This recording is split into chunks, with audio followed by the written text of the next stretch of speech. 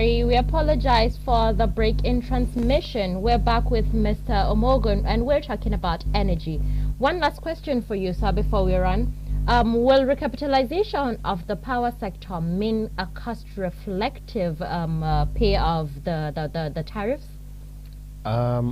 It definitely has to go hand in hand because there's nobody who is going to invest without expecting dividends.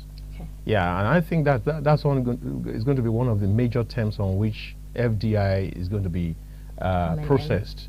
Because if I bring in money, I expect to be paid back. And it is not that government should dip its hands in its coffers and pay. It's that the service, as it improves, like the president said, then should pay. But we are saying that, yes, this is the way to go. But at the same time, how does that impact on the common man? So this is the intersection where government has to do something to ensure that the entire blow, the entire full weight of the blow doesn't land on the common man. Okay, we hope the government would actually come in to do something with that. Yeah. So lastly, what would you say you expect in the future with the German company coming into power and a whole lot of things being looked at, and the president's promise? What would you say we would look forward to? Well, it all depends on us Nigerians. This is not the first time we're partnering with foreign partners to do anything, and at the end, the Nigerian factor frustrates it. Where there was the same Siemens, I think, in I think the NIMSI, when NIMSI was still a lot in its primary stage, where you had one minister, Sunday Afolabi, if I remember, under the Obasanjo regime, who was Obasanjo's classmate. At the end of it, nothing much was achieved, and then at the end, I think the Sunday Afolabi himself is late now, if I remember well.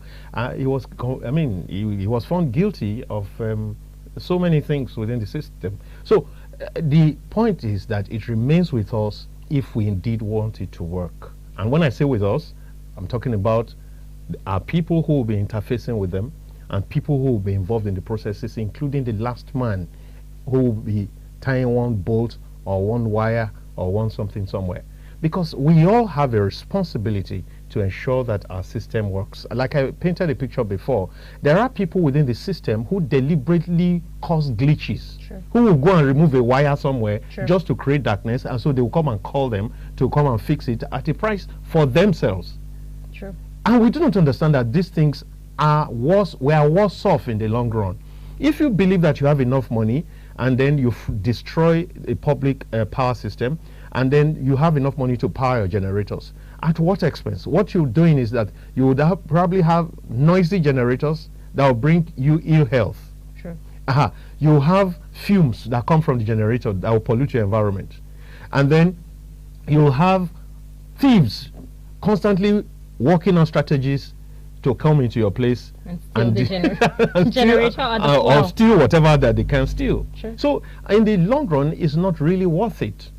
Yeah, so if we make the national facilities work for everybody, then everybody is better off.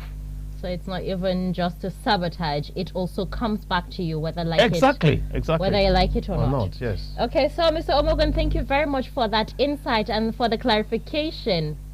Thank you very much, Maria. Thank you, so you're welcome.